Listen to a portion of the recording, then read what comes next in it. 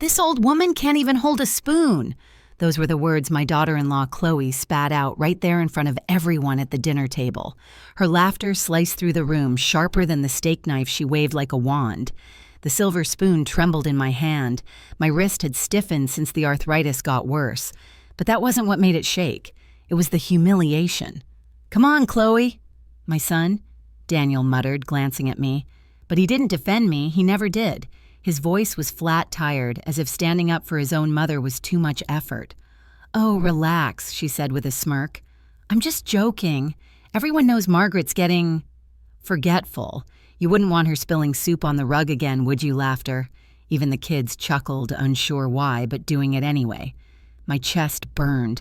I'd cooked for decades, raised that boy through nights of fever and fear, held this family together after his father's death. Now I was a joke with shaking hands. The smell of roasted chicken and garlic butter, my favorite, suddenly made me nauseous. I put the spoon down quietly and forced a smile. "It's fine, dear," I whispered. But Chloe wasn't done. She leaned closer, her diamond earrings swaying under the chandelier light. "You know, Margaret, maybe it's time you think about options. A nice home, perhaps. You'd be around people your age. No responsibilities, no accidents." Her tone dripped with mock sweetness like venom wrapped in honey. A home. A nursing home. My heart froze. Daniel didn't meet my eyes. My granddaughter Lily, only 17, looked horrified but silent. I could see her leg bouncing under the table, restless, angry. Then Chloe raised her wine glass. To Margaret Holmes, she said, smiling wide for trying her best. The words hit like a slap. I looked around the table, the family portraits behind them, the polished walnut furniture, the tall windows framing the orange California sunset. This was my house, paid for with years of double shifts tutoring kids after school, taking extra summer classes. I'd bought every piece of it after my husband died alone without anyone's help. And yet here they sat mocking me in my own dining room. I swallowed hard. My voice came out trembling but sharp. "Chloe, dear, do you think mocking an old woman makes you young again?" Her smile faltered for a split second. "Oh, don't be so sensitive," she said quickly. "We're just worried about you. Daniel and I have been talking about how to handle the estate, the bills, the property. A silence heavier than lead filled the room. "What about the property?" I asked slowly. Daniel exhaled. "Mom, it's just, things are getting expensive. Taxes, repairs, insurance. You shouldn't have to worry about that at your age." I knew that tone. The same tone he used when he wanted something. "I see," I said softly. "We could transfer the title to my name temporarily," he went on. "Just to make things easier. You'd still live here, of course." Chloe interrupted, grinning. "Exactly. You'd have nothing to worry about. We'll handle everything. You can finally rest." I stared at her at that perfect smile she'd learned to weaponize. "Rest. That's what people say right before they bury you." "I'll think about it," I said. Her smile widened. Wonderful. Dinner continued in tense silence. Forks scraped plates. The grandfather clock ticked loud enough to drown my thoughts. I could barely taste the food. Then, just as dessert arrived, apple pie with caramel sauce, Chloe leaned forward and whispered something to Daniel, too quiet for the others to hear. But I saw her lips. I could read them. "Soon," she said. My stomach turned cold. When the plates were cleared, I stood up carefully, holding the table for balance. "Thank you, everyone," I said, "for coming." They nodded absently, too busy checking phones or gossiping about some neighbor's Tesla. But as Chloe reached to collect her plate, her laughter still echoing faintly in my ears, she froze. Her manicured fingers touched the edge of porcelain and brushed against the envelope I had slipped underneath it before dinner began. A heavy cream-colored envelope. Her eyes narrowed. "What's this?" I smiled faintly. "A little something I've been meaning to share." Her nails tapped against the envelope, hesitant. "For me. For all of you," I said softly. The room fell silent again. Even the clock seemed to pause. She turned the envelope over and gasped when she saw the seal. A deep red stamp. Holmes and Associates, Attorneys at Law. Daniel frowned. "Mom, what's going on?" I leaned on my cane and looked straight into Chloe's eyes. "You said I couldn't even hold a spoon. Let's see how you handle what's under your plate." Her face drained of color. "Open it," I said. She hesitated, then tore it open. Her eyes darted across the first line and widened. The room waited. Nobody breathed. Her lips trembled as she read the words aloud. "This letter serves as official notice of amendment to the estate of Mrs. Margaret Holmes." Then she stopped, and I smiled for the first time that evening. "Dinner's over," I said, "but the real feast is just beginning." I couldn't sleep that night. The house was quiet, too quiet. Even the refrigerator's hum sounded like an accusation. The shadows on the ceiling stretched and shifted like memories I couldn't shake off. I sat by the window with a blanket around my shoulders, staring at the streetlights, flickering outside the gate of the home I'd built with my own hands. They said I couldn't even hold a spoon. But these same hands once held everything. I used to teach 3rd grade at Lincoln Elementary in Pasadena. 32 years. My classroom smelled of chalk dust and cheap markers, and every day started with the sound of small voices reciting the alphabet. I loved it, every minute of it. I met my husband, Thomas Holmes, in that very school. He was a history teacher with a crooked smile and the patience of a saint. We married young, built this house in 1978 when it was just a patch of dry land in our dreams. He died 15 years ago, a sudden heart attack, while fixing the backyard fence. I buried him under the oak tree he planted for our son Daniel. That oak grew tall and wide, just like Daniel did. But somewhere along the way, its branches twisted. He became distant, cold, ambitious. And when he met Chloe, the woman who turned my home into a competition, the air in this house changed. At first, I thought she was lovely. Polite, elegant, always bringing flowers when she visited. Then the comments started, "Oh, this old kitchen must be so outdated. Daniel, maybe you should take over the finances. Your mom must be exhausted. Don't worry, Margaret, when you're too tired to cook, we'll send someone." That someone never came. It was always me, alone, cooking, cleaning, paying bills. I didn't complain. That's what mothers do. We don't expect thanks. But we do expect respect. And when that disappeared, I realized I was slowly being erased. The arthritis began 5 years ago. Small things first: buttons, doorknobs, coins. The doctor said to rest my hands, but how could I? My pension barely covered property taxes, and Daniel never offered to help. "You've always been independent, Mom," he said once. "We don't want to interfere." Independent. That's the word they used to justify leaving me alone. But what they didn't know, what no one knew, was that I was far from helpless. When Thomas passed, he left a life insurance policy worth $1.2 million. Most widows would have spent it, but not me. I invested it. Real estate mutual funds, a small rental property in Ventura. I learned, I studied, I planned. And over time, it grew quietly, invisibly.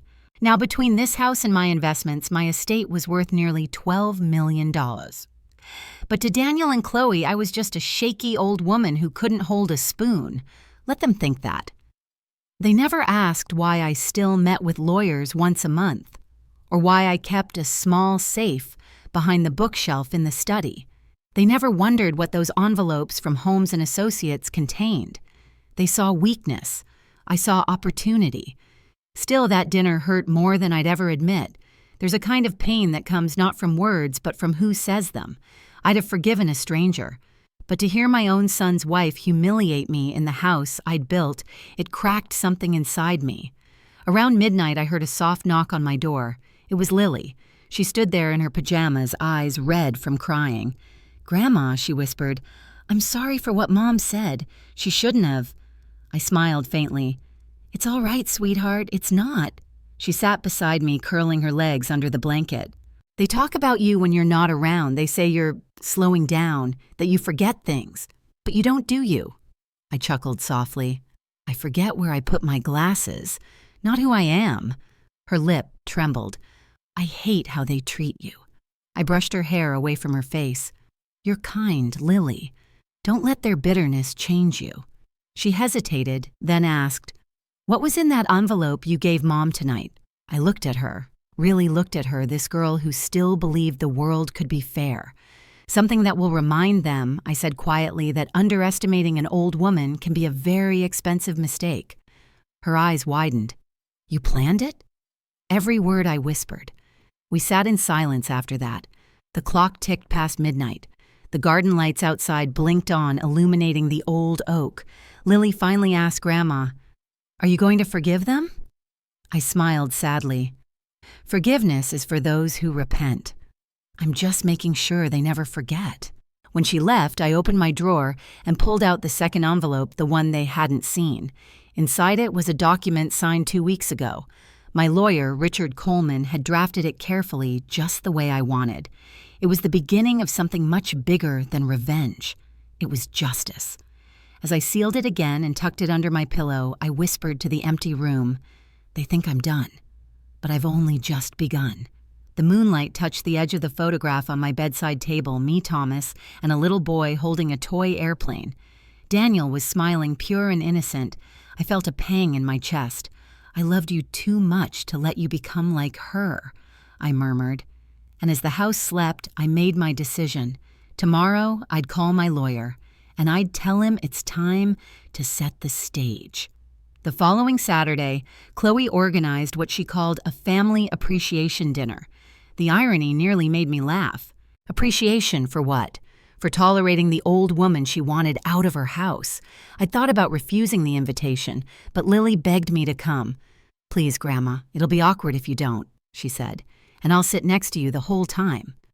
So I agreed, not for Chloe, and not even for Daniel, but for the girl who still saw me as family.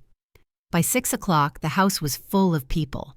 Daniel's cousins, Chloe's coworkers, a few neighbors from down the street. I recognized Mrs. Rivera, who lived 2 doors down, and Mr. Kent, the retired banker who always waved when I walked my dog. I stood near the window watching them laugh, sip wine, and compliment Chloe's beautiful hosting. My own dining room had been transformed. Gone were the old photos of Thomas and me, replaced by decorative vases and artificial candles. Chloe's voice carried across the room like a foghorn. "Daniel, darling, can you open another bottle? Oh, and make sure Mother Holmes has water. She doesn't drink wine anymore, do you, Margaret?" She smiled that fake, sugary smile, the kind that hides poison behind pearls. I kept my tone even. "No, dear, I only drink when I'm celebrating." "Perfect," she said brightly. "Then you won't need any tonight." Laughter rippled through the crowd. My fingers tightened on my cane. Mrs. Rivera, standing nearby, frowned. "That wasn't very kind, Chloe," she murmured. Chloe's eyes flashed for a second before she forced another smile. "Oh, I'm just teasing. Margaret knows I love her." Love. If her love were any colder, I'd freeze solid. Dinner was served buffet style. Roast beef, mashed potatoes, green beans, all things I used to make every Sunday when Daniel was little. Except this time, Chloe announced proudly, "Everything's store-bought. We don't trust the stove anymore after Margaret's incident." More laughter. I felt every pair of eyes turn toward me. Lily looked furious, whispering, "Grandma, she's lying." I squeezed her hand gently. "Let her talk." Chloe continued, clearly enjoying the spotlight. She tried to make soup last week and nearly burned her sleeve. It's dangerous for someone her age. I could hear the whispers. Poor thing. Maybe she should be in assisted living. Such a burden for Daniel. My heart pounded. Every word chipped away at what little dignity I had left. Then, in the middle of Chloe's performance, Mrs. Rivera spoke up again. "I saw Margaret walking her dog yesterday," she said firmly, "and she looked perfectly fine to me." The room fell silent for a heartbeat. Chloe's smile twitched. "Oh, well, you know how it is. Appearances can be deceiving." I turned to Mrs. Rivera and smiled. "Thank you, Linda. I appreciate that." The woman nodded warmly, then looked at Chloe. "If I ever need someone to gossip about me, I'll know who to call." A small chuckle escaped from the back of the room. For a second, Chloe lost control of the atmosphere. Her cheeks flushed crimson. Daniel stepped in, his voice sharp. "All right, enough. Let's just eat." We all sat down. Lily slid beside me, whispering, "I can't believe they're doing this in front of everyone." I patted her knee. "Let them dig their own graves." Halfway through the meal, Chloe stood to make a toast. To family, she said loudly, and to making tough decisions for the ones we love. The crowd clapped politely. Then she added, "Daniel and I have been working hard to prepare for the future to make sure everyone's taken care of. Especially Margaret." I froze. "What do you mean?" I asked, my voice steady but low. She lifted her glass, pretending innocence. "Oh, it's nothing bad. We just met with an estate advisor yesterday. You know, in case you ever can't manage things on your own." The chatter in the room hushed again. I could hear the soft hum of the ceiling fan. Without my consent, I asked quietly. Daniel sighed. "Mom, we're just trying to help. Chloe's been doing research. It's not like you can handle." I slammed my spoon down. The sound cut through the air like thunder. Every head turned. "Handle what?" "Daniel," I said, my voice trembling not from fear but fury. "My money, my home, my life." A heavy silence fell. Chloe chuckled nervously. "Oh, Margaret, please, don't make a scene." Mrs. Rivera stood up, crossing her arms. "I think the scene was made the moment you decided to embarrass her in her own home." Even Mr. Kent, quiet as he usually was, nodded. "This is disgraceful." The color drained from Chloe's face. She looked around the room, realizing her little performance had turned against her.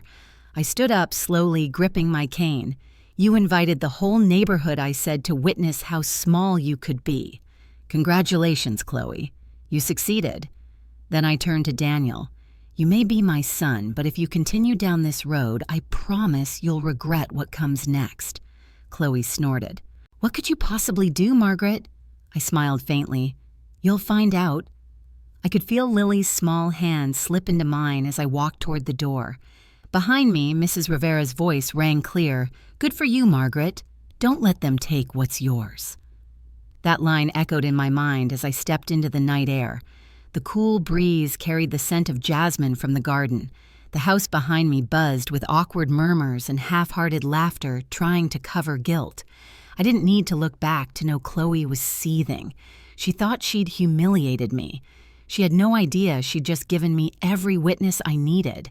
The show was over, but the reckoning was just beginning. 2 days after that dinner, the doorbell rang. When I opened the door, Daniel stood there looking uneasy in his pressed blue shirt. Behind him was Chloe holding a folder so thick it looked like it could choke an elephant. "Mom," Daniel said softly, "we need to talk." The way he said talk made my stomach drop. I'd heard that tone before from debt collectors, from lawyers, from people who smile before they stab. "Come in," I said, though my voice had already gone cold. They sat in the living room. Chloe crossed her legs neatly, the picture of false politeness. "Let's make this simple," she began. "The property taxes are overdue. The insurance has lapsed, and frankly, this house is becoming too much for you." I raised an eyebrow. "Too much for me," Daniel sighed. "Mom, you can't keep up anymore. The yard, the bills. Lily told us you've been having trouble with the stairs."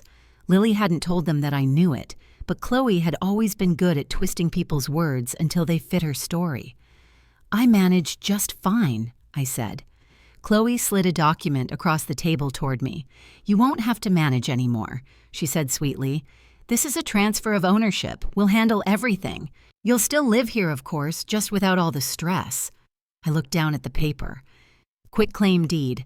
I'd seen those before once when Thomas and I bought this house. Once again, years later, when I helped a widowed friend who'd nearly lost hers. And now my own son was asking me to sign one. "No," I said simply. Daniel's face hardened. "Mom, don't make this difficult." "Difficult?" I laughed bitterly. "You're trying to take my home, Daniel, the one your father built with his hands. And I'm the one being difficult." He ran a hand through his hair. "You don't understand." "Oh, I understand perfectly," I snapped. "You've let that woman poison your mind." Chloe stood up suddenly, her voice sharp. "That woman has been taking care of your son and your finances for years while you sit here collecting dust." My blood boiled. "I've paid every bill in this house since before you could spell your own name." She smirked. "Really?" "Because the county records show 2 missed tax payments. Want me to show you the notice?" I froze. "What notice?" Chloe reached into her folder, pulling out a printed document. This one, she said smugly, sliding it across the table. "They mailed it weeks ago. We intercepted it before it got lost in your clutter." Intercepted. My heart thudded painfully in my chest. "You opened my mail," Daniel muttered. "We were trying to help." I stared at him. Help you call stealing my letters, help. Chloe's lips curled into that satisfied grin that only cruel people wear when they think they've won. We're just preventing a disaster. If you lose the house to the state, you'll have nowhere to go. This way, at least it stays in the family. Your family, I whispered. She didn't deny it. I stood up, the cane steady in my hand. Get out, Daniel rose too. Mom, I said get out. My voice cracked, but I didn't care. Before I forget, you're my son. Chloe gave a short, humorless laugh. You'll regret this. Maybe, I said, but not half as much as you will. They left, slamming the door so hard the windows rattled. I stood there for a long time, the quiet pressing against me like a heavy blanket. Then I walked to the table and looked down at the deed they'd left behind. My hands trembled, but not from weakness, from rage. They had planned this for months. The whispers, the dinners, the pity. It was all a performance leading to this moment. And then 3 days later, the real humiliation came. It started when I went to the bank to withdraw money for groceries. The teller, a young woman with kind eyes, frowned at her screen. I'm sorry, Mrs. Holmes, but there seems to be a temporary hold on your account. A hold? Yes, ma'am. It says here there's a financial guardianship review pending. My stomach turned to ice. A what? Someone filed a report claiming you're no longer capable of managing your finances. I gripped the counter. Who? She hesitated. Your son, Daniel Holmes. The room spun. People in line behind me stared as I stood there speechless. My son had declared me incompetent. Ma'am, are you all right? The teller asked softly. I forced myself to nod. Fine, thank you. But inside I was burning. That afternoon, when I returned home, a letter waited in my mailbox, official and cruelly polite.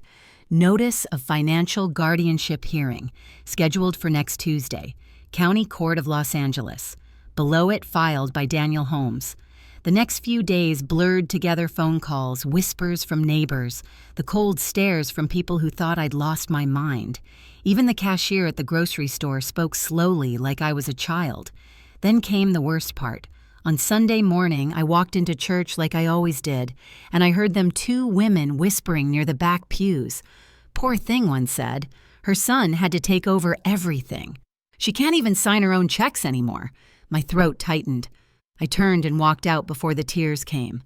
Outside, the sun was blinding. I stood on the church steps, gripping my cane, trying to breathe. That's when I heard a familiar voice. Mrs. Holmes. I turned. It was Mrs. Rivera, my neighbor, the one who had stood up for me at dinner. She looked at me with concern. I heard about what happened. If you need a witness or someone to tell the court what I saw that night, I'll do it. For a moment, I couldn't speak. Then I reached out and took her hand. Thank you, I whispered. You may be the only one who still believes me. She squeezed my hand. Don't let them bury you before you're gone, and that line struck me like lightning. That night, I sat at my desk staring at the letter from the court, and then at the second envelope still hidden in my drawer, the one I'd told Lily about. If they wanted a war, they were about to get one. But I wouldn't fight it in the kitchen or at the dinner table. I'd fight it where they thought I couldn't in court. The courtroom smelled like paper and dust old justice. I sat in the front row, clutching my cane so tightly my knuckles turned white. My son was at the plaintiff's table, his arm around Chloe, who wore a black blazer like she was auditioning for Model Citizen of the Year. The judge adjusted his glasses. Case of Holmes versus Holmes petition for financial guardianship. My name against my own blood. The clerk called it out like it was just another line on the docket, but it felt like a knife through my chest. I looked at Daniel, the little boy who used to fall asleep on my lap during thunderstorms. He wouldn't meet my eyes.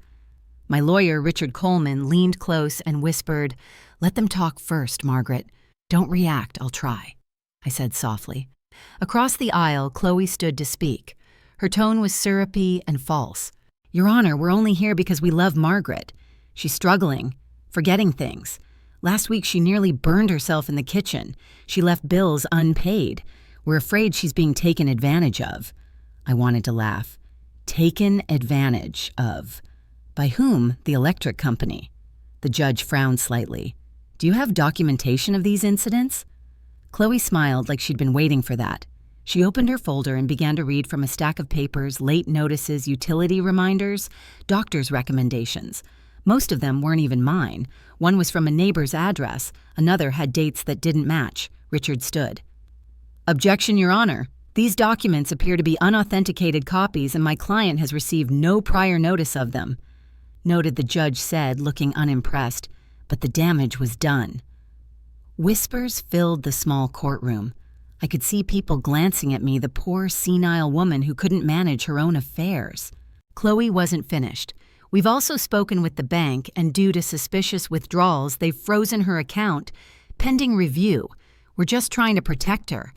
I felt the blood drain from my face. That explained why my debit card had stopped working, why the bank manager wouldn't return my calls. Richard put a hand on my arm. "Don't speak yet," he whispered, but I couldn't help it. "You did this," I said, staring straight at Daniel. "You went to the bank. You lied to them." Daniel's jaw tightened. "Mom, please. We didn't lie. We just acted responsibly." "Responsibly?" My voice cracked. "You've declared me incompetent." The judge rapped his gavel. "Mrs. Holmes, please maintain decorum." I bit my tongue, tasting blood. When Chloe sat down, she reached for Daniel's hand. They looked like a couple accepting a trophy. Richard rose calmly. "Your Honor, if I may present my client's response."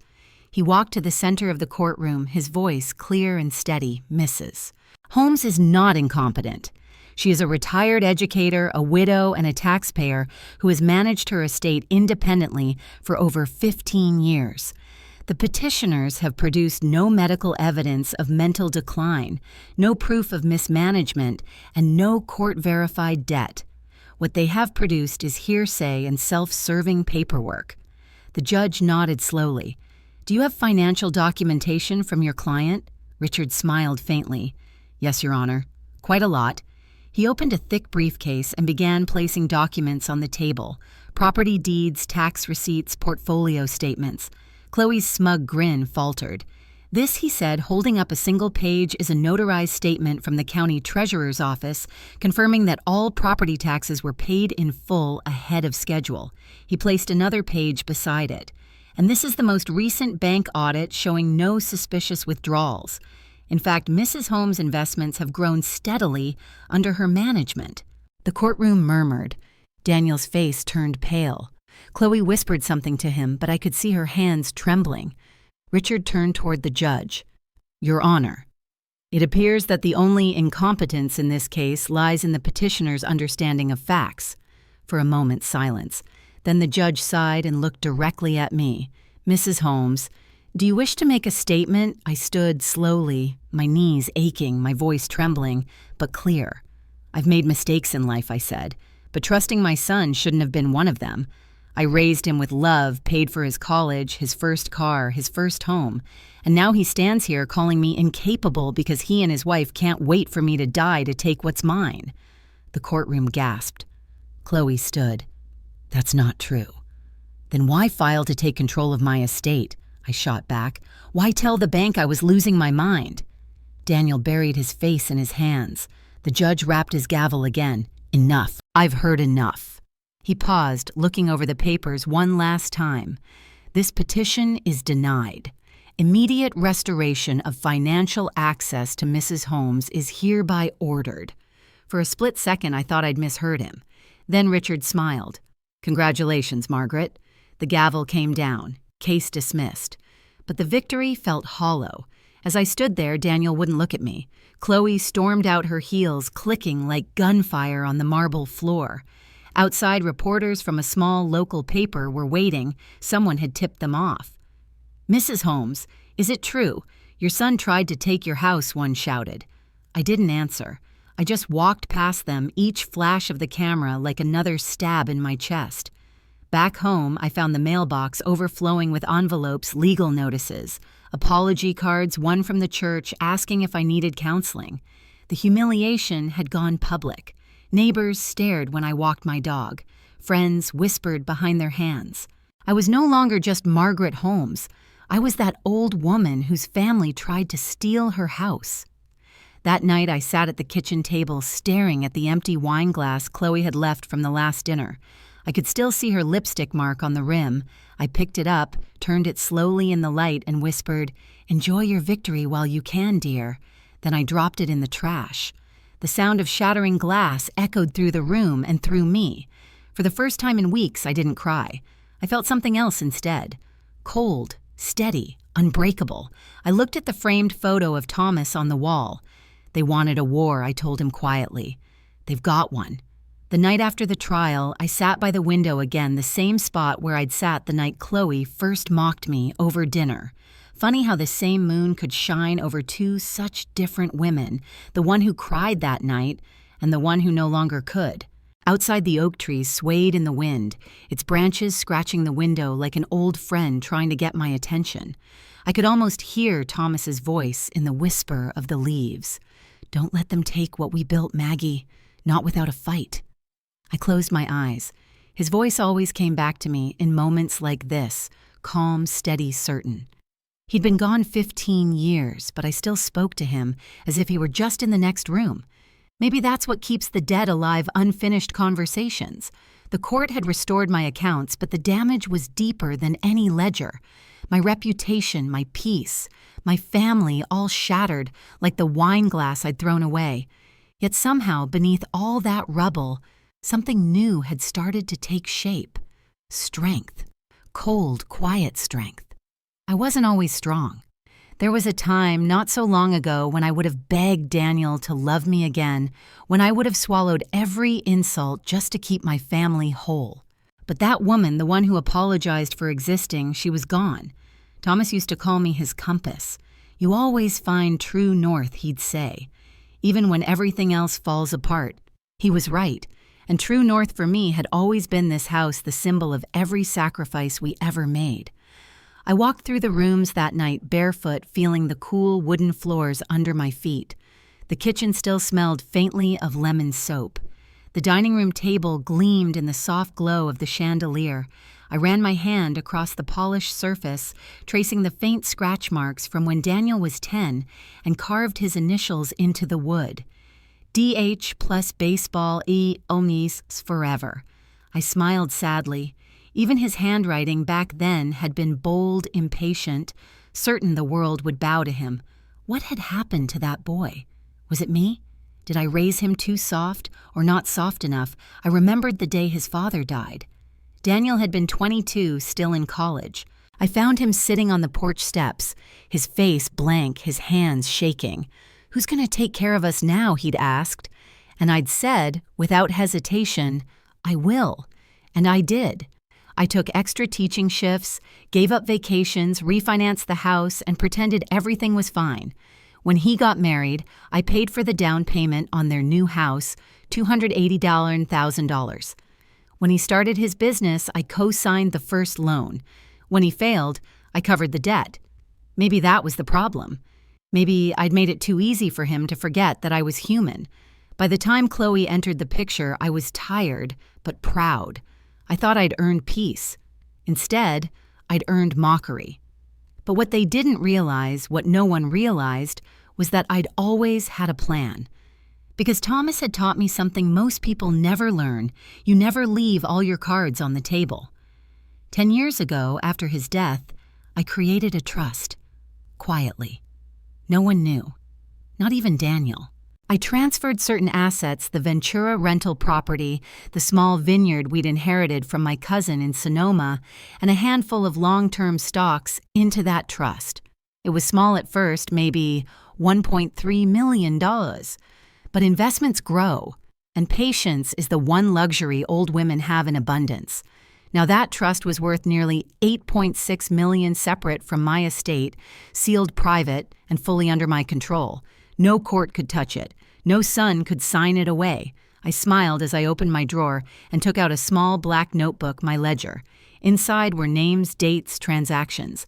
Every cent accounted for. At the very back, a single note in my own handwriting. In the event of my incapacitation or death, Trustee Lily Holmes. I traced the letters slowly. My granddaughter's name. The one person who had looked at me and seen more than wrinkles. There was a soft knock at the door. "Grandma," I turned. Lily peeked in, holding 2 mugs of cocoa. "I couldn't sleep," she whispered. "Come in, sweetheart." She sat beside me, handing me a mug. "I saw Mom crying tonight. She said you embarrassed her." I chuckled softly. "I imagine I did. She said you ruined the family's reputation." "That's funny," I said, sipping the cocoa, "because last I checked, she was the one dragging us into court." Lily smiled weakly. "I'm sorry, Grandma. I hate seeing everyone fight." "I know," I said gently, "but sometimes, Lily, peace isn't given. It's earned after a war." She looked confused. "You mean you're still going to fight them?" "Oh, I've already started," I said. "They just don't know it yet." She tilted her head. "What do you mean?" I reached for my notebook and tapped the cover. "Someday when you're older, you'll understand why women like me keep records." Her brow furrowed. "Records of what everything I said simply? Because people lie. Memories fade. But paper remembers." Lily looked at me, then smiled faintly. "You're not scared, are you?" I stared out the window, watching the moonlight fall across the oak tree's shadow. "No," I whispered. "Not anymore." After she left, I sat in silence for a long time. The house felt different, lighter somehow. I opened my laptop, logged into my secure folder, and reviewed the digital copies of the trust. Every document was in order, every signature verified. Richard, my lawyer, didn't even know the full extent of what I'd built, and that was exactly how I wanted it. They thought they'd taken everything, but they'd only taken what I let them see. And soon, very soon, they would learn what Thomas meant when he used to say Maggie doesn't play to win. She plays to teach. I smiled at the memory, then turned off the light, because the lesson I was about to teach was going to cost them everything. The morning light crept through the curtains like cautious fingers. I hadn't slept a wink. My mind ran in circles, chasing ghosts and memories, but one thought wouldn't leave me alone: Thomas's study. That room had been locked for years. After he passed, I couldn't bear to step inside. His books, his maps, his fountain pen, everything still sat exactly where he'd left it. I'd told Daniel once that I kept it closed out of grief. The truth was, I'd kept it closed because Thomas was smarter than anyone ever gave him credit for, and he was always one step ahead. After the court hearing, something inside me stirred a memory, a faint echo of his voice from long ago. "If anything ever happens, Maggie, you'll find what you need where it all began." At the time, I'd laughed it off, but now, those words felt like coordinates. So I took the key from the top drawer of my dresser and walked down the hallway, the wooden floor creaking under each step. The door to the study resisted at first, as if it too didn't want to reopen old wounds. But when I turned the lock, it clicked softly like an old friend whispering, "Welcome back." The air inside smelled of cedar and paper. Dust floated lazily through the sunlight, slanting across the desk. His glasses were still there next to the half-finished crossword puzzle he'd been working on the morning he died. For a moment, I couldn't move. The room felt alive, frozen in time, the ghost of a man who had loved me enough to think ahead. I walked to the bookshelf, tracing the spines with my fingertips. The Old Man and the Sea, the Federalist Papers, California Property Law 1968 edition. He'd always been obsessed with law, not because he studied it, but because he didn't trust it. Then, as I touched the third shelf, my fingers caught on something rough, a tiny bump under the wood panel. I pressed it, and a small section of the shelf loosened, revealing a narrow compartment behind the books. Inside was an envelope. It was thick, sealed with wax, and marked in Thomas's neat handwriting, "For Margaret only when needed." My heart stuttered. I carried it to the desk and sat down. My hands trembled as I broke the seal. Inside were several papers and a small cassette tape. The sight of it hit me like a memory bomb from another life. Thomas had always recorded everything: receipts, conversations with contractors, even bedtime stories for Daniel when he was a child. He'd said it was his way of keeping time honest. The note attached read, "If you're reading this, it means they've turned against you. Trust no one except Richard. And remember, the house isn't what they think it is." My breath caught. The house isn't what they think it is. I unfolded the first document, a legal contract, dated 1981. It was the original deed to our home. But attached to it was a second paper, notarized and signed by Thomas himself, transferring partial ownership not to Daniel, not to me, but to the Holmes Family Education Trust. I blinked reading it again. The trust listed 3 beneficiaries, Thomas Holmes, Margaret Holmes, and one minor heir to be named later. The minor heir that could only have been Daniel or someone else. And at the bottom, in Thomas's familiar scrawl, was a note. If Daniel loses his way, the property must remain in the name of integrity. It cannot be sold, mortgaged, or transferred without the consent of all trustees. All trustees. I counted them 3. Thomas deceased. Myself still here. And one more slot left blank. Suddenly, I understood. The 3rd trustee hadn't been named because Thomas hadn't known who would deserve it yet. And now sitting there, the answer came to me as clear as sunlight through dust lily. I smiled. "Oh, Thomas," I whispered, "you clever, stubborn man." I turned the cassette over in my hand. On it was a label, recording April 3rd to 8, the year he died. I pulled out my old tape player from the bottom drawer. Yes, I'd kept it all these years for sentimental reasons, or maybe fate. I slid the tape in and pressed play. A soft crackle. Then Thomas's voice, warm, steady, achingly familiar. "If you're hearing this, Margaret, then I suppose I'm gone. I know you'll try to carry everything alone. Don't. People change when money's involved. Even Daniel. Especially Daniel." I left the second deed behind the bookshelf. You'll know when to use it. If anyone tries to take the house, show this to Richard. He'll know what to do. My hand covered my mouth. Tears blurred my vision. "And Maggie?" He continued, his tone gentler. "Now don't let them make you feel small. You're the fiercest woman I've ever known. You survived war's loss and me. If anyone calls you weak, remind them who built the damn house." The tape clicked to an end. For a long time, I just sat there, staring at the machine. Then I smiled, really smiled for the first time in weeks. I took out my phone and dialed Richard's number. "Margaret," he answered groggily. "It's 7 in the morning. Good," I said. "We're getting an early start. What's going on?" "I found something," I said, holding the envelope. "Something my husband left behind, and it changes everything." There was a pause. "How big are we talking? Big enough to bury the greedy?" I said. He chuckled softly. "I'll be there in an hour." When I hung up, I placed the papers neatly in a new folder, then tucked the cassette into my purse. As I did, the sunlight hit the edge of the desk, illuminating the faint inscription Thomas had carved there years ago for the woman who never breaks. I ran my fingers over it, my throat tight. "Let's make them remember who I am," I whispered. Then I locked the door to the study, but this time I wasn't locking grief inside. I was locking evidence inside.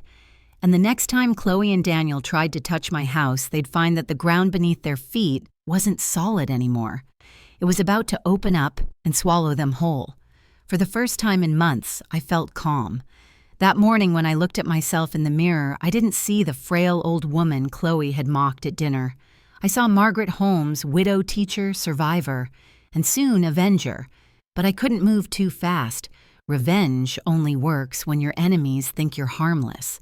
So I did the most dangerous thing an underestimated woman can do. I smiled. I called Daniel later that afternoon. My voice was soft, cracked, with just the right touch of exhaustion. "Danny, sweetheart," I said, "I've been thinking. You were right. The house is too much for me. Maybe I should downsize." There was a pause, then the sound of disbelief barely disguised as excitement. "Really, Mom?" "Yes," I said. "I just want peace. No more fighting."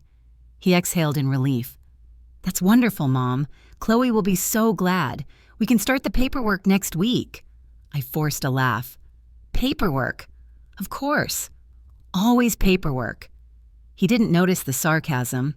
He never did. When we hung up, I stared at my phone for a long moment. Then I whispered, "Game on." The next few days were all about performance.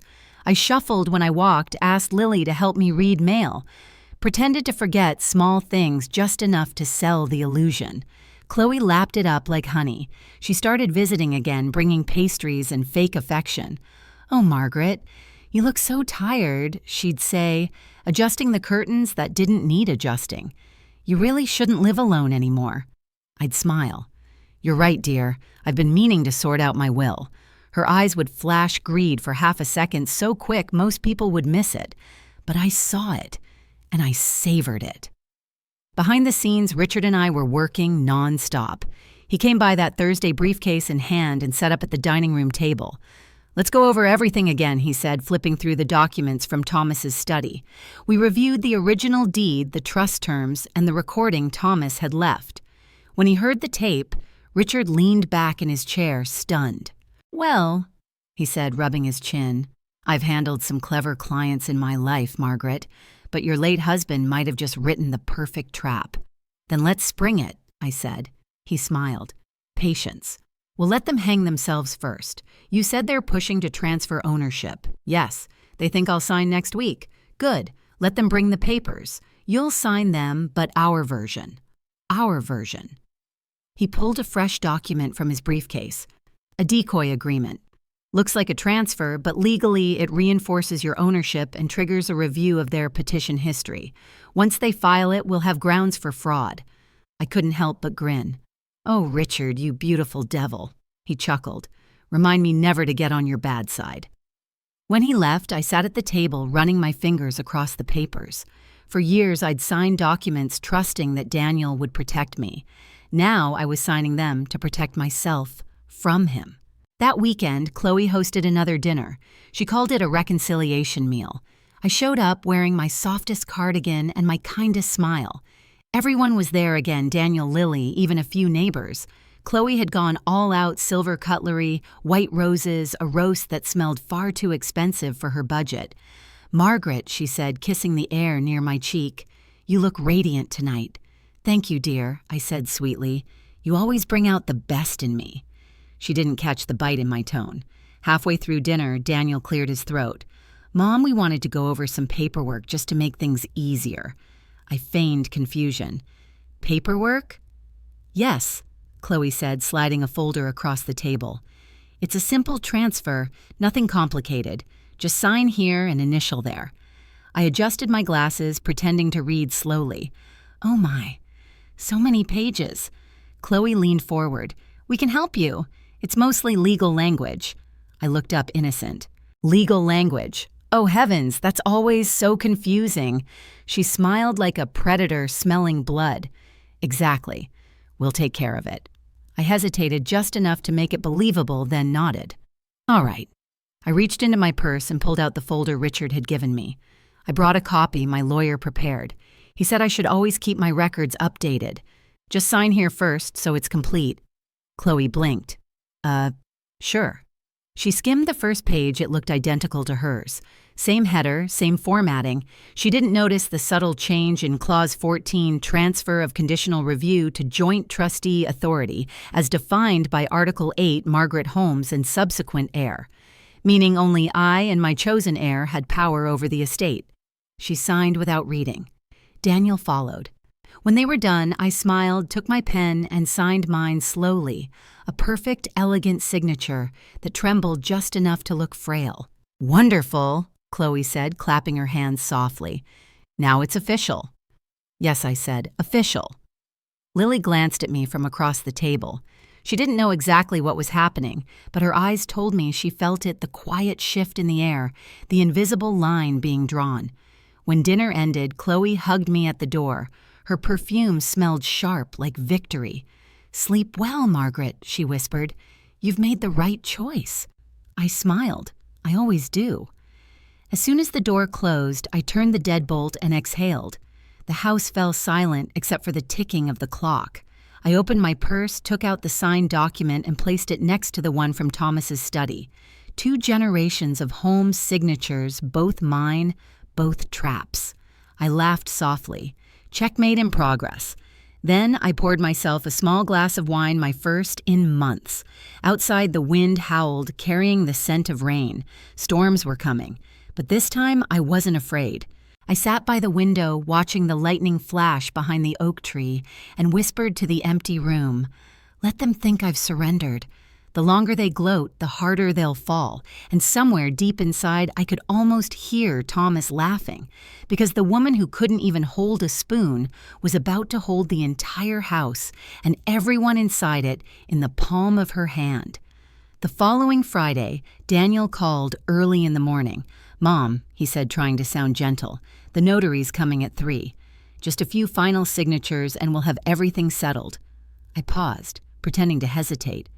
"Is that really necessary?" "It's just a formality," he replied quickly. "You'll still live here. We just need your name on record for the transfer." I smiled faintly to myself. "Of course, dear, I'll be ready." The moment I hung up, I called Richard. "They're doing it today," I said. "Perfect," he replied. "Let them finish. Then call me the second they leave." "Should I tell Lily no?" he said. "She's safer if she doesn't know yet." I glanced out the window at the oak tree swaying under the wind. It was going to rain, fitting weather for a reckoning. By 3 o'clock, the house was spotless. Chloe had insisted on staging the meeting in my dining room, my table, my chandelier, my walls. I could almost admire her confidence. The notary arrived first, a tall woman with glasses and a polite, businesslike smile. Then Daniel and Chloe swept in, dressed like they were attending a real estate gala. Mother Chloe said cheerfully, "This will only take a few minutes." "Good," I replied softly. I tire easily these days. Her eyes sparkled with satisfaction. She loved seeing me act frail. The notary began laying out documents, pages upon pages, each stamped with bright blue tabs for me to sign. "Mrs. Holmes," she said gently, "these are transfer acknowledgments confirming the change of ownership." "Of course," I murmured. "Just point where I sign." Chloe leaned closer, whispering, "Don't worry, Margaret, you won't regret this." I looked her straight in the eye and said, "No, dear, you're the one who will." She blinked, confused, but before she could ask, I signed the first document, calm, deliberate, like I'd done this 1,000 times before. Daniel placed a reassuring hand on my shoulder. "You're doing the right thing, Mom." I smiled thinly. I usually do. As the signatures stacked up, I noticed something almost pitiful in Daniel's expression. Relief. Guilt. A son convincing himself this was mercy, not theft. When it was done, Chloe gathered the papers like a queen collecting tribute. "That's everything," she said, handing them to the notary. "Please file these immediately. We'll take over the management from here." The notary nodded, professional and unaware she was witnessing the setup of the century. They chatted briefly, confirming the address for delivery. Chloe couldn't stop smiling. "Can you believe it?" she whispered to Daniel. "We finally did it." I poured tea for everyone, my hands steady. "To new beginnings," I said. Chloe lifted her cup. "To the future." And oh, what a future it would be. That evening, after they left, the rain came. Heavy, relentless cleansing. I sat by the window again, watching the driveway fill with puddles. The envelope of signed documents lay on the table, sealed and ready for mailing. Then my phone buzzed. Richard's name flashed on the screen. "Did they sign it?" he asked. "Every last page." "Good," he said. "Courier's coming in 20 minutes to pick it up. We'll intercept the notary's copy before it's filed. By tomorrow morning, the county will have the correct version, yours on record. And theirs legally worthless," he said. "In fact, by signing your decoy clause, they've just acknowledged your continuing authority over the estate. If they try to act on ownership, it's felony fraud." I laughed softly. "I taught them how to read Richard. I never said they were good at it." He chuckled. "Sleep well tonight, Margaret. The storm's in our favor." When the courier came, I handed him the sealed envelope. As the door closed behind him, I felt something shift inside me. Not fear, not anger. Satisfaction. Cold, steady satisfaction. But peace never lasts long in a house full of ghosts. At midnight, I woke to the sound of voices. Through the thin crack under my bedroom door, I saw light, the faint orange glow from the hall. I crept closer, heart pounding. Chloe's voice. "Check the drawer again," she hissed. "She must have kept copies." Daniel's reply came low and anxious. "Chloe, stop. We already took everything. She's old, not stupid." "Exactly," Chloe snapped. "That's what scares me." I froze, every nerve burning. So they were searching my house again. I stepped back quietly, then opened my bedside drawer. Inside, beneath my nightgown, was the cassette tape. I slipped it into my robe pocket. If they wanted to dig through my past, they'd better be ready for what they'd find. I waited until the hallway went silent again, then stepped out. Papers were scattered on the floor near the study door. They'd tried to pry it open. Fools, it was reinforced months ago. A soft voice came from behind me. Grandma Lily stood at the top of the stairs, eyes wide. "What are they doing?" "Looking for something they'll never find," I whispered. Her hands clenched into fists. "I hate them." "No, you don't," I said gently. "You just haven't learned what hate costs yet." She hesitated, then whispered, "Are you going to stop them?" I looked at her, my granddaughter, the last pure piece of this fractured family, and smiled. "Yes," I said, "but not tonight. Then, when they think they've already won." The next morning, the storm had cleared, leaving everything washed and new. I found a note on the kitchen counter, Chloe's handwriting neat and cruel. "We're meeting with the realtor Monday morning to finalize the sale. Please have your things packed by then." I folded it carefully, placed it in my pocket, and looked around the house one more time. This wasn't just a home anymore. It was a battlefield, and they had no idea the war was already over. They just hadn't received the news yet. As I stood by the window, the sun breaking through the clouds, I whispered, "Thomas, you'd be proud." Because when Monday came and Chloe tried to sell what wasn't hers, the only thing she'd walk away with would be her own humiliation. Monday morning came dressed in false sunshine. The air smelled of rain and betrayal. I woke early, brushed my hair, and chose my blue wool coat, the one Thomas used, to say made me look like a senator's wife. I poured myself black coffee, sat by the window, and waited. At exactly 9 o'clock, I saw them pull into the driveway, Daniel, Chloe, and a sharply dressed woman carrying a briefcase. The realtor. They were laughing. The sound cut through me like glass. I didn't move when they entered the house. Chloe called out, "Margaret, are you ready to start the paperwork?" "Yes, dear," I said, stepping into the doorway. "Come in." The realtor smiled politely. "Mrs. Holmes, this won't take long. I just need to confirm your consent for the sale." "Of course," I said calmly. Chloe exchanged a triumphant glance with Daniel. "We've already found a buyer, a lovely couple from Palo Alto. They're offering $4.7 million in cash." I nodded slowly. "That's a generous offer." Daniel grinned. "See, Mom? You'll be comfortable in a condo. We'll take care of everything." "Wonderful," I said, voice soft. "Then let's proceed." Chloe sat at the dining table, my table, and spread out the documents like she owned the world. The realtor placed a recorder on the table. "For documentation purposes," she said. "Excellent," I murmured. "Documentation is important." Then I reached into my purse and pulled out a small black cassette tape. Chloe frowned. "What's that?" I smiled. "Evidence." Before anyone could respond, I pressed play. A faint crackle, then Thomas's voice filled the room, steady, warm, unmistakable. "If anyone tries to sell the house, they're committing fraud. The Holmes residence is protected under the family trust, valid only through Margaret Holmes and her named heir. Any sale without that consent is void and prosecutable." The realtor's pen froze midair. Chloe's face went white. "What is this?" I leaned forward, my voice calm, cutting. "That, my dear, is my husband's voice recorded days before he died. He left it for me and for anyone foolish enough to try exactly what you're doing right now." The room went silent except for the steady hum of the recorder. Daniel looked sick. "Mom, this can't be." "Oh, but it is," I said. "You see, Thomas never trusted paperwork alone. He knew one day someone would try to take what wasn't theirs.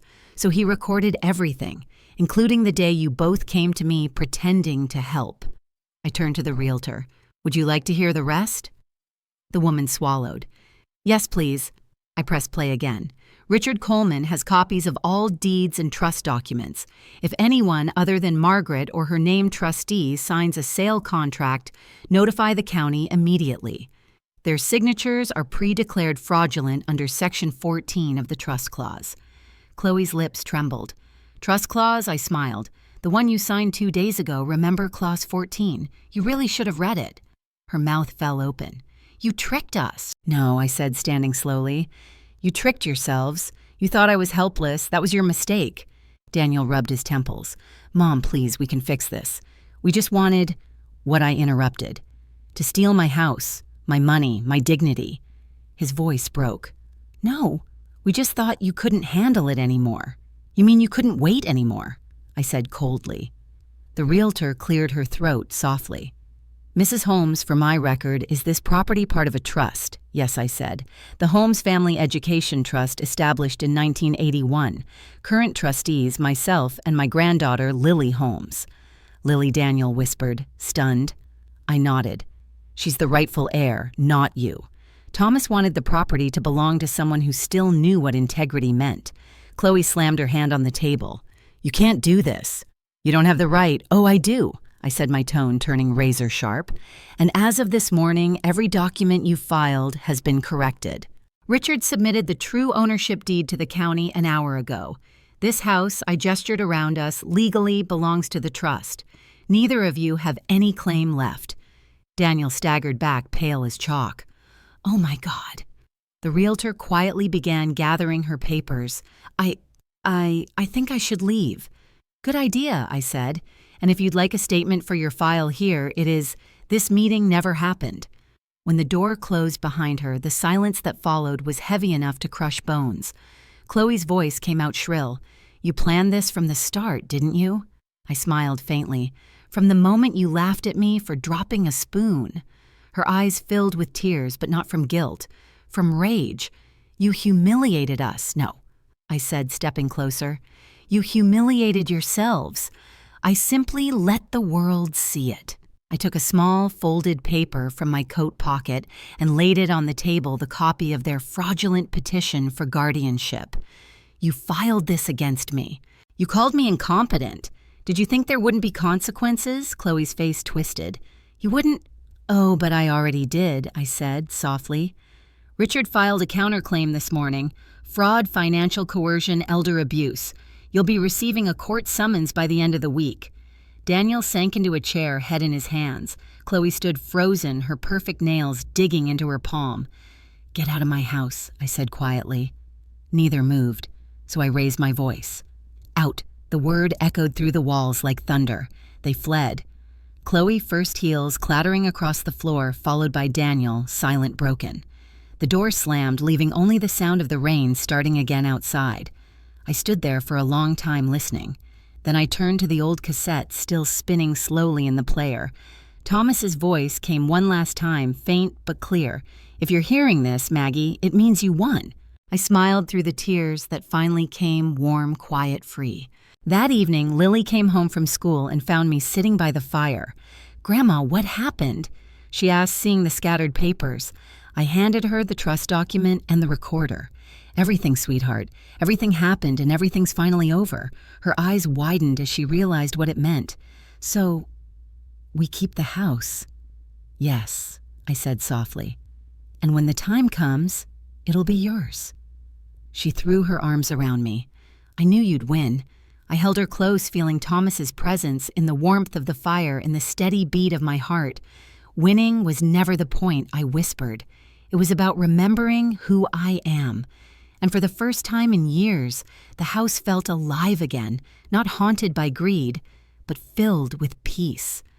Outside, the rain finally stopped, and the last ray of sunlight hit the old oak tree, strong, unbroken, and deeply rooted, just like me.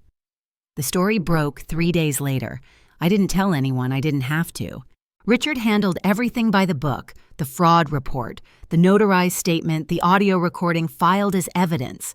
But once court documents hit the public record, they had a way of spreading fast. By Friday morning, the local paper's headline read, Son and daughter-in-law charged in elder fraud scheme, widow outsmarts family in 12-hour salary trust battle. The phone rang non-stop.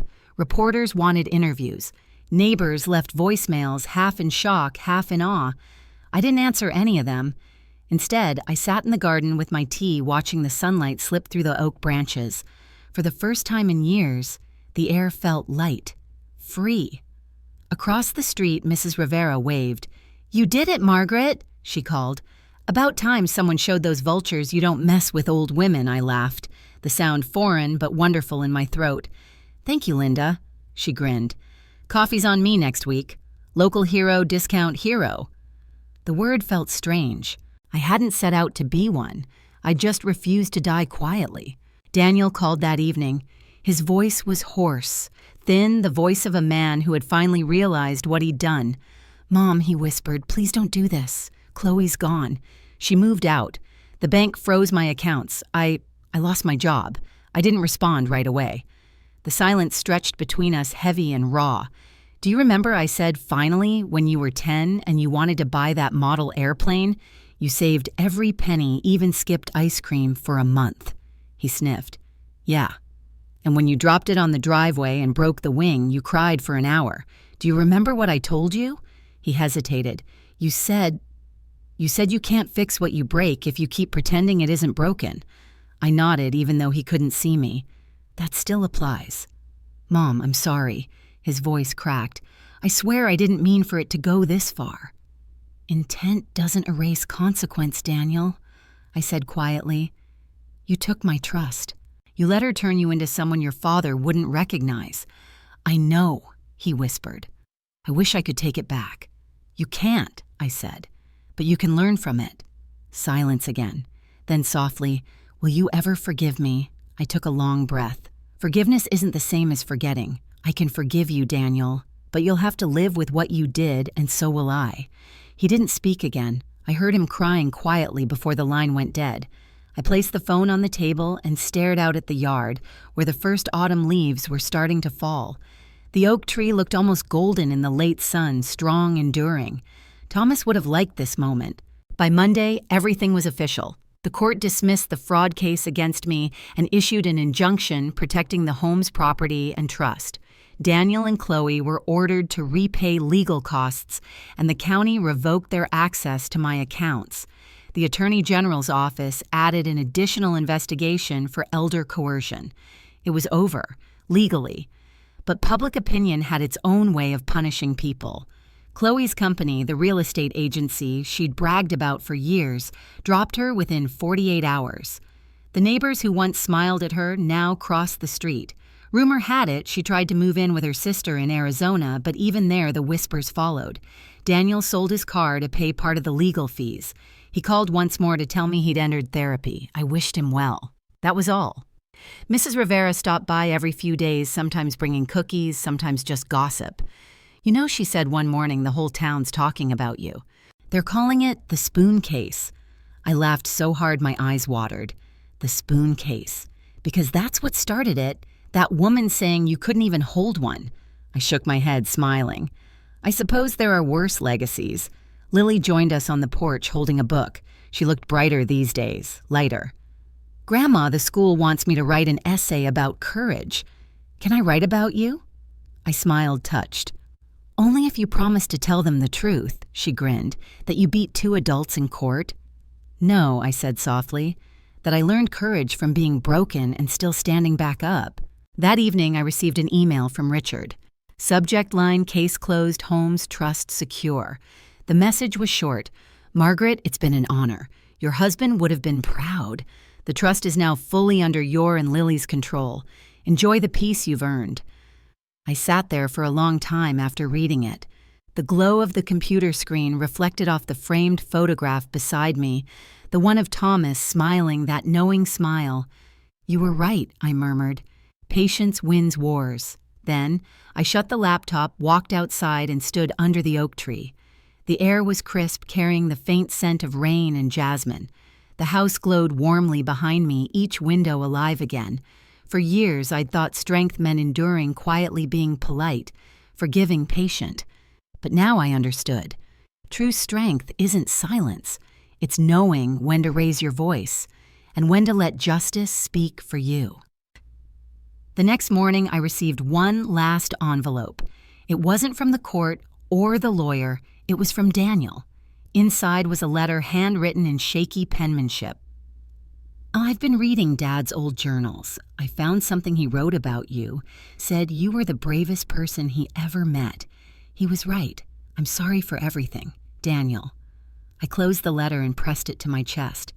Maybe time couldn't heal everything, but it could at least make the pain quiet enough to carry.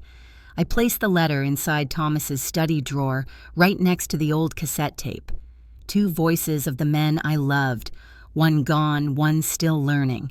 Outside, the oak tree swayed gently in the morning wind, and for the first time in a long time I whispered, not to the ghosts of my past, but to my own reflection in the glass. I won't hide anymore. Because Margaret Holmes, the woman who couldn't even hold a spoon, had held her family's legacy, her name, and her dignity, and she never dropped any of it. Autumn came quietly to Los Angeles that year. The oak tree outside my window turned golden, its leaves falling like slow confetti from a victory no one but I truly understood. Life had gone back to its rhythm, quiet mornings, the smell of toast and coffee, the hum of the radio playing soft jazz. But everything felt different. Not because the world had changed, but because I had. For the first time in decades, I felt whole. The house no longer felt heavy with tension. The air was lighter, brighter. Even the kitchen, once the stage for humiliation, had become my sanctuary again. Every morning, I'd sit at the same dining table where Chloe once mocked me, the same spot where she'd laughed and said I couldn't hold a spoon. And now, as sunlight poured through the lace curtains, I'd lift that same spoon, steady, firm, defiant, and stir my tea with a quiet smile. Not because I needed to prove anything to anyone, but because I'd already proven it to myself. Lily still came over after school, her backpack thudding on the hardwood floor, her chatter filling the house like birdsong. Sometimes she'd help me in the garden. Other times, she'd sit under the oak tree doing homework while I read nearby. "Grandma," she said one afternoon, "why didn't you just sell the house and move away after everything I looked up from my book?" Smiling. "Because some places aren't just walls and windows, sweetheart. They're stories, memories, and sometimes they're proof. Proof of what? That you can be broken and still belong somewhere," I said softly. She nodded, thoughtful beyond her years. "Mom still doesn't talk to you much," she said carefully. "I know," I said, "but healing takes time. Even for her." Lily hesitated, then whispered, "Do you miss him, Grandpa? I looked toward the house, the place where his laughter still seemed to live in the floorboards. "Every day," I said. "But I think he's proud of us," she smiled. "I think so, too." A week later, I received an invitation from the local senior center. They were hosting a community wisdom night, asking older residents to share life lessons. I almost said no. Talking about myself never came easy, but something in me, maybe the teacher that never really retired, said yes. When the night came, the room was full. Families, neighbors, even a few reporters who remembered the case. I stood at the podium, hands resting lightly on the wooden surface. My voice was steady, calm, unhurried. I was once told I was too old to hold a spoon. I began. Too fragile to live alone. Too weak to manage my own life. The audience grew still, but here's what I've learned. I continued.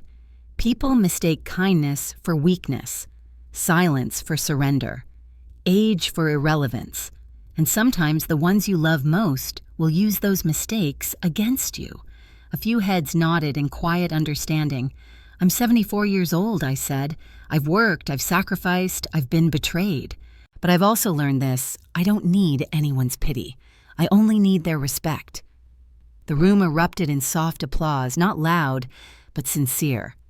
The kind that sinks deep into your bones. When I stepped down from the stage, Mrs. Rivera met me at the door, smiling proudly. "You tell them, Margaret." Lily hugged me tight. "Grandma, you were amazing," I laughed. "I wasn't trying to be amazing, sweetheart. I was just telling the truth." That night back home, I sat in the living room with a cup of tea and an old photo album. Pictures of Thomas, of young Daniel, of birthdays, and Christmas mornings. The faces smiled up at me from another lifetime. I traced the edge of one photo, the three of us standing in front of the house when it was still new, the oak tree just a sapling behind us. We called this place our forever, and somehow, against every odd, it had become exactly that. I closed the album and looked around. The laughter, the arguments, the tears, they were all still here, woven into the walls like threads in an old quilt. But now there was peace. Later that week, I wrote a letter. Not to anyone in particular, just a letter I wanted the world to find someday. I tucked it inside the study desk right next to Thomas's cassette. To whoever finds this house has seen cruelty and kindness, loss and love. It has witnessed betrayal, but also redemption. If you're reading this, remember, you're never too old, too small, or too late to reclaim your dignity. Strength isn't about shouting louder than others. It's about standing still when they expect you to fall. With love, Margaret Holmes. I sealed the envelope and smiled. Outside, the evening wind rustled the leaves, whispering through the oak branches like a lullaby. I turned off the lights, walked to my bedroom, and stood for a moment by the window. The moon hung low, silver, and forgiving. "Good night, Thomas," I whispered. The story's finally finished. And for the first time in years, I slept without locking the door, because the house was safe. Because I was safe. Because respect had finally come home.